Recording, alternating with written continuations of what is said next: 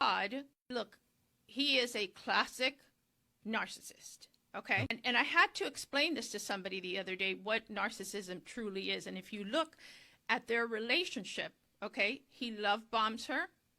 She gives in. Then he gaslights her and tells her all the things about her that are wrong. He starts feeling like, I don't like her that much anymore. Then he goes away. And then he love bombs her again. And it's a vicious circle. She's very in love with him. He thinks he's in love with her because the one thing about narcissists is that they don't really know what love is. They just mimic what they believe love looks like. He's only thinking about the way that he looks, the way that he appears to others, controlling the narrative, controlling everything. He's the worst kind of narcissist. So I found it very funny that he decided to write a comment on the RHOM Bravo Instagram, where I guess the Nate, the guy that runs it, had put a scene and said where she's saying I would step down from the show, and he goes, "Don't you dare take the Cuban doll away from us," or whatever. And Todd responded. He says, "Truth is, she did say she'd walk away from it, and I know she meant it. And I told her not to.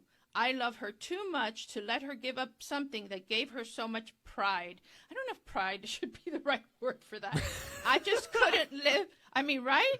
I just couldn't live in that world and be happy anymore. So don't worry. Your Cuban doll isn't going anywhere till she decides. And that's how it should be. Prayer hands.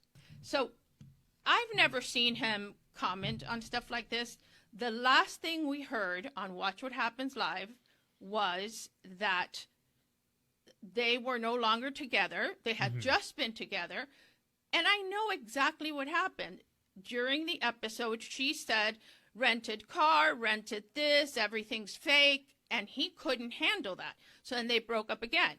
And then there was a little incident with John Mayer that appeared that there was a little bit of flirtation. I'm not 100% sure the flirtation was towards Alexia or towards Marisol. I know we tend to think it's Alexia because she's the more attractive one. I honestly think the flirting was really towards Andy, as it always is. All the flirting is with Andy. That's who I want to still see end up together. John Mayer and Andy raising their children together.